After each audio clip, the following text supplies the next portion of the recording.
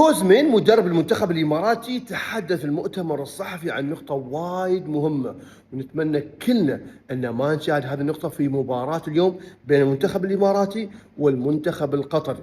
رغم أن هناك بعض التحديات اللي راح تواجه المنتخب الإماراتي. أول تحدي نتكلم أنه والله عطوا جمهور المنتخب الإماراتي 8% فقط من سعة الملعب، رغم أن الملعب ممكن يسع ل 15,000 متفرج. مباراة عمان وقطر نفس الشيء، 8% فقط أعطوا الجمهور العماني، وتخيلوا عدد الحضور الجماهيري كان 12,000 مشجع. يعني تتكلم من سعة الجمهور فقط 1200 للجمهور العماني، ونتكلم عن 11,000 تقريبا أو 10,800 للجمهور القطري.